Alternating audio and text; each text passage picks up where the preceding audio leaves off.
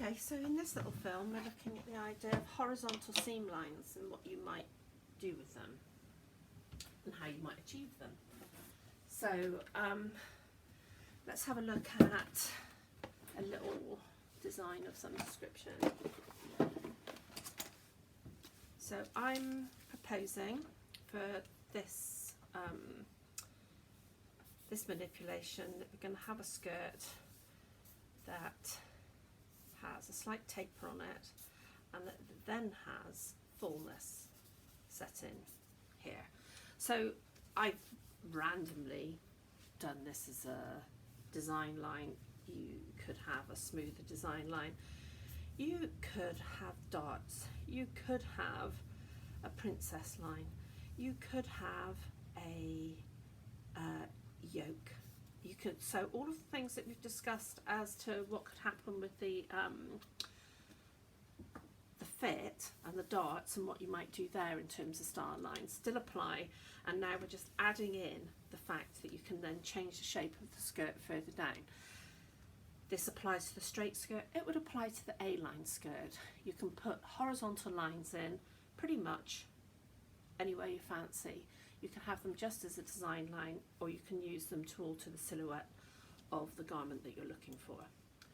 So first thing obviously that you need to do is you need to plot where your style line is going to be. Now I have said, haven't I, that I'm going to taper this before I do it. So I'm coming in by 2 centimeters and I'm not going up beyond our safe space for a bottom. So that's my taper. We did cover that in class the other day. So now I'm going to put my style line on. So I'm going to take this fairly low, I think, and I'm coming to the side seam. And then we can look at what happens here at the side seam. So if I come straight across, just doing straight across here, I can now decide what happens at the back. So I haven't drawn a back, but obviously at the back you have the same choices as you have at the front. And what I'm going to do is I'm going to give it roughly the same at the back as it's got at the front. But that's a design choice. You can do whatever you fancy.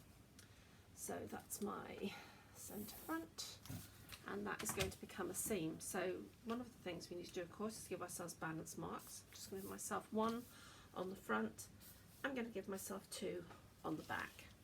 And now we look at how we would make this become a pattern. So for the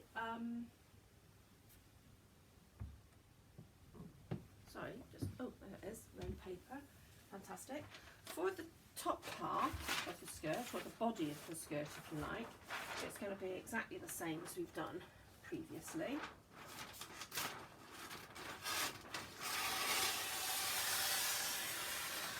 In fact, everything that we do today is going to be really familiar, I hope. Yes, just enough. And that is going to be on the fold. So I need to trace off that top half of the skirt.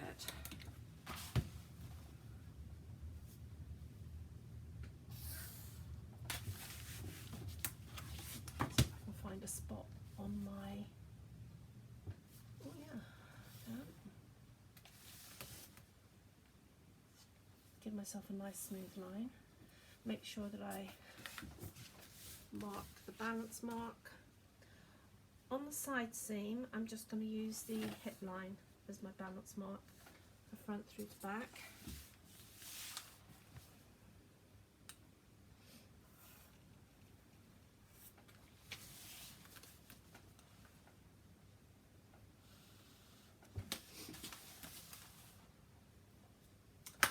I'll just freehand draw these for now.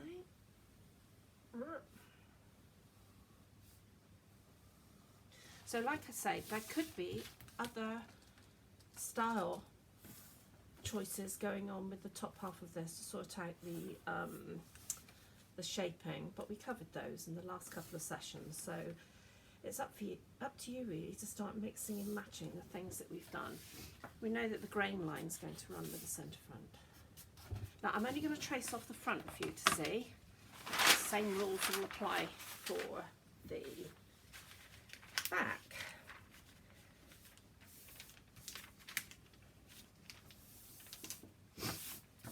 We'll pop a centimetre on all the way around on this one. If you're doing half scale, of course, that'd be half a centimetre.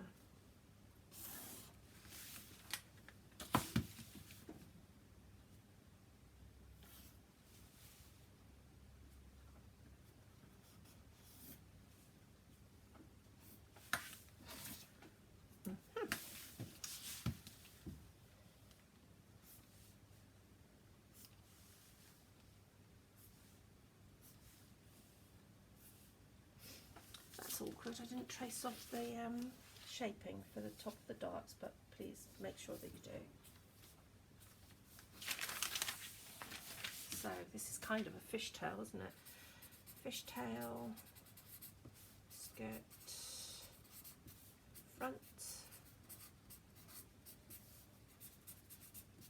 cut one, we have the grain marked on it, it's a size 12. I can't think of anything else that we need to say about it. There is a worksheet for this in under units, so if you can't keep up with what's happening here, please have a look at the worksheets. They're really handy and they stay still. So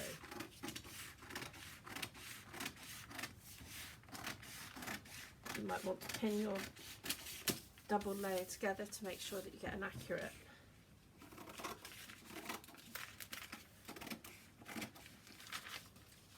accurately symmetrical pattern.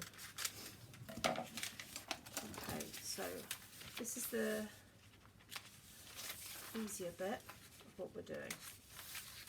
Okay, so notches in all the usual places.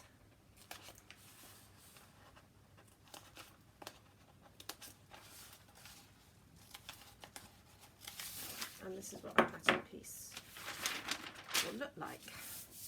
Oh, actually, we will mark the ends of the darts, won't we?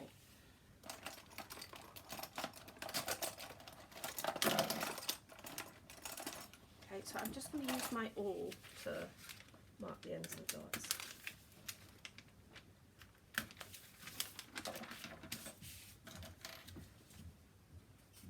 And just remember, on a pattern, really, you only need that end of the dart and this end of the dart to know that it's gonna do what a dart should do. Okay, so that's that bit of the skirt. Now we're dealing with the bit that has the fullness in. So all of this, again, should seem quite familiar to you from what you did with your shirt sleeves in particular. So it's pretty much exactly the same technique as if you were adding fullness in either at the hem or at the head, the wrist or the head of a sleeve. I'm going to make sure I've got my balance mark on because we're going to need that for when we're sewing it back together. Okay, so I'm going to give myself cut marks here. I'm doing them fairly narrow, and I'm doing them at 1.5 centimetres. So let's make sure I keep that. They don't have to be that small, but I want a really nice smooth line here, and the more cuts you do, the smoother the line will be.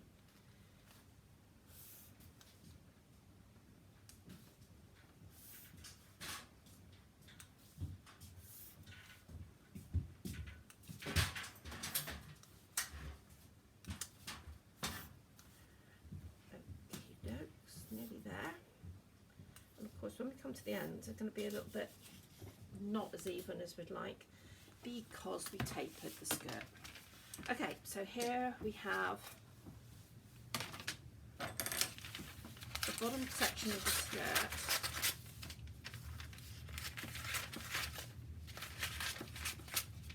With its slash lines on, and because we want to make it fall from the hem to the top rather than the other way around, we're going to cut up through these lines, and we're going to cut until we hit the style line and not beyond.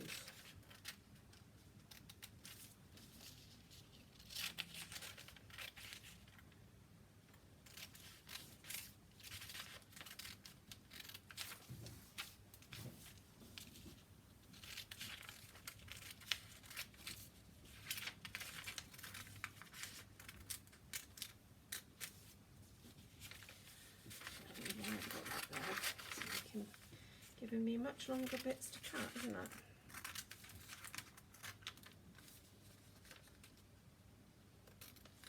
So the more even your cut lines are, the more even the fullness will be at the hem. If you open them up, each one by the same amount. So we're nearly there, or more than halfway there anyway.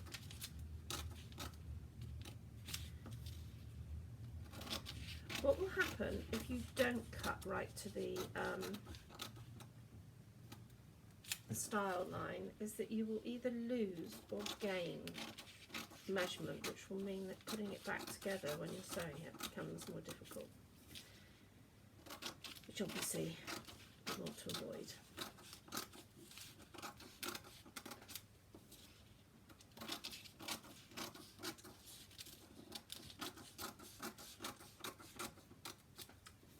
And one more. Now, as per always when you're doing this, we're now going to have to cut down from the top to those and hope that everything doesn't fall apart.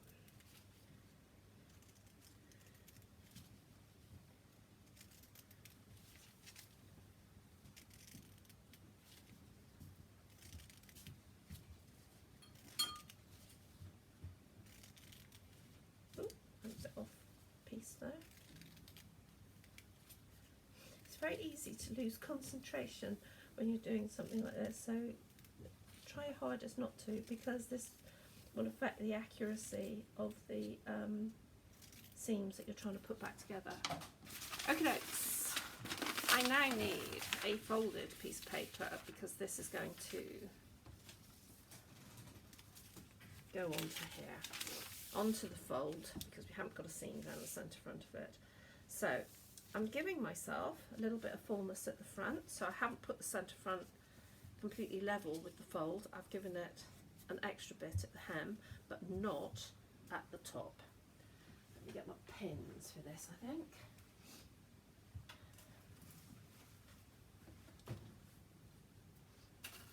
I'm going to pin that into place. Oops. Lovely, and then we start to put the fullness in on all of these. So we're looking for that same kind of amount of fullness. Well, I'm looking for that. You might be looking for something a little bit different. And this will only work if you've cut up to this seam, not beyond, and there we go. Let me get my sellotape, because I'm feeling like I'm losing control of it at the minute. So if you feel like you're losing control, do whatever it takes to get your control back. Now I'm doing this cut by eye and not particularly well. You can take measurements of how full we're going. So part of what I'm having a problem is I haven't cut right to the ends. But what I hope that you can see is that I'm getting a really, really tight curve on that top edge, and that's what we want. That's what's going to give us the nice flare.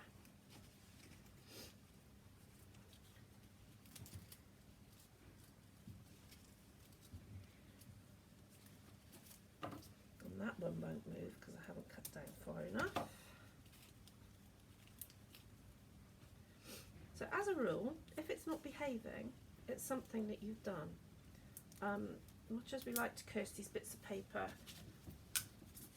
really, they're not responsible. It's us.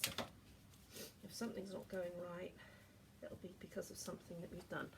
Now, it's worth noting here that we cannot take this past running in line with the centre front. If we do, we'd need to put a seam in it. So what I'm going to do for now is I'm going to sellotape that into position so I know we can't go further than that. And then I get to play with these bits with a little bit more, not having to worryness about where it's going.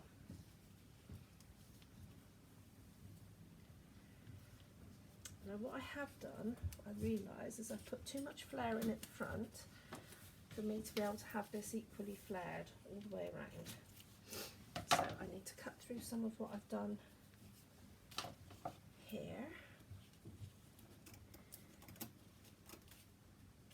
So that I can make those be a little bit closer to each other. And you'll see as I make them closer to each other, then the curve on the top edge becomes less.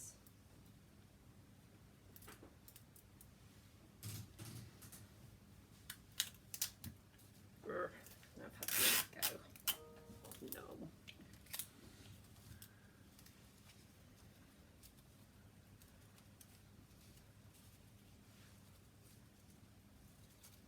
So as you can see, it's really fiddly.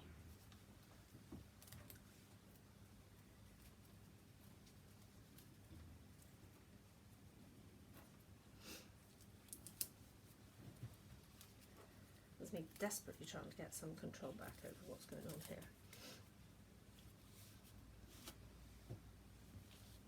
And I think I've anchored that too far over. Oh, it's better. It's easier.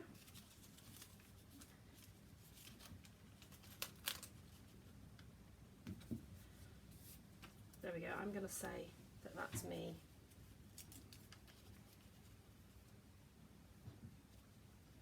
That's me done.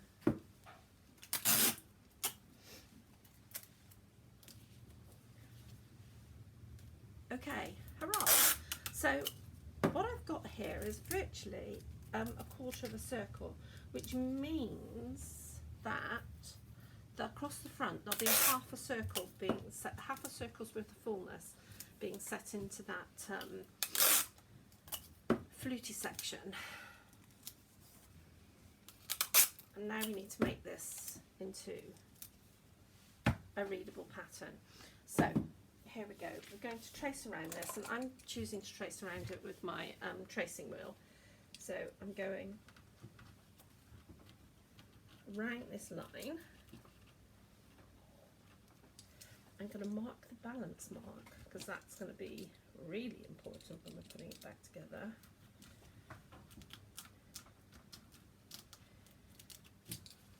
Lovely. I'm going to mark the hemline. I'm just doing lines that run between the hem as we know it exists. Because some of this will be on the bias, it will drop, but that's something that you need to toile, let the garment drop to see how the pattern is going to alter, and it will be different from one fabric to the next. So each time you will need to, each fabric that you decide you're going to make this skirt in, you'd have to toile it in a fabric that responds like the end fabric and let it drop to see what happens. Okay, let's unstick this.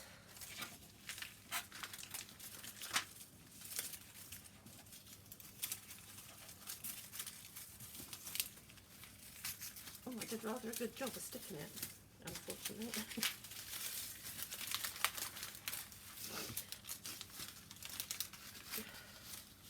Hurrah! Done. Gone. Okay, now I need to draw around my tracing.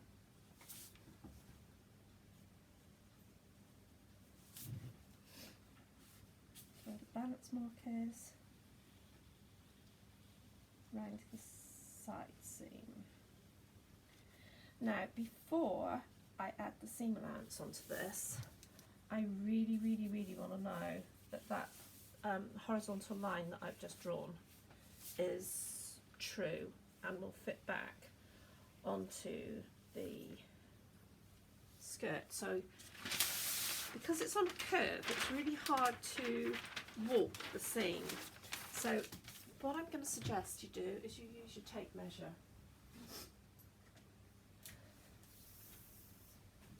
So you're going to use your tape measure laid on its side so that you can curve it, and I'm measuring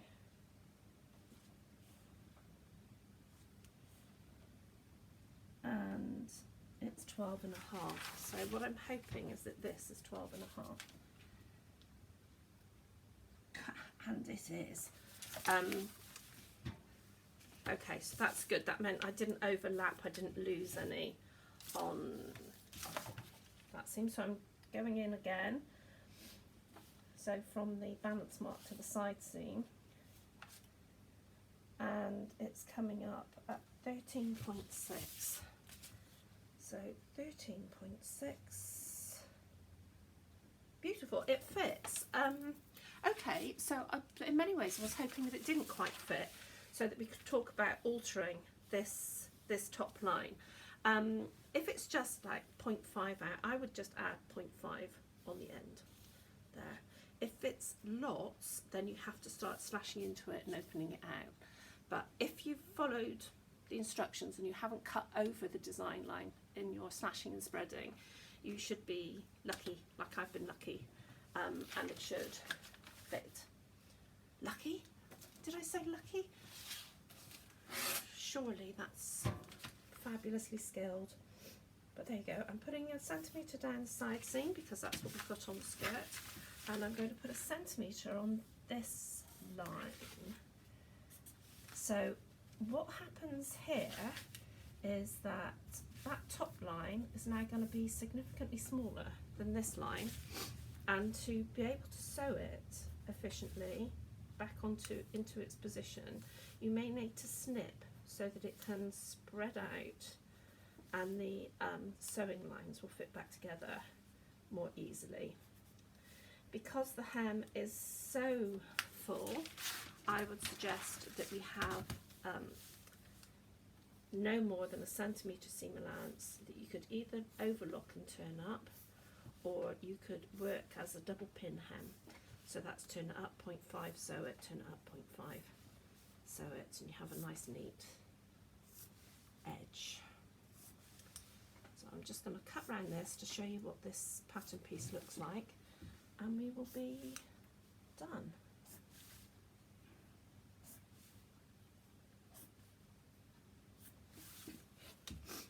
Oh, grain line's going to run with the centre front, so let's make sure.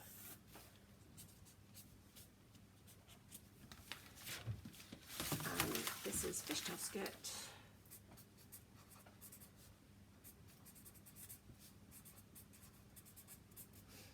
There's the front. We're going to cut one. It's a size 12. I'll say lower front, just to make sure we know what's what. Okay, so let's cut round this so you can see the madness of its shape.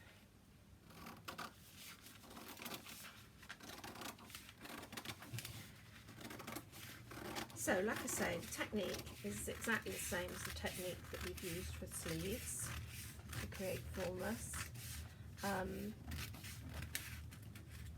The effect, because it's on a different part of the body altogether, will be quite different. Keep in mind when we go into working on trousers that you can do this on trousers. You can split trouser leg anywhere and add in this fullness. If you were making a dress, you can do the same.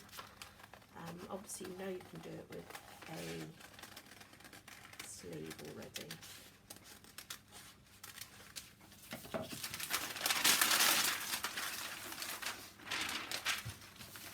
Oh, I like that. I like that pattern piece. Let me take these out from underneath these messy pieces. That's what the front flute looks like, and if I can fit it all in, that's the pattern piece. When it goes together, it creates this fullness, which, because you won't be making it in paper, won't be quite as bonkers as that. Okay, that's what you've done. And that's what your pattern pieces should look like vaguely.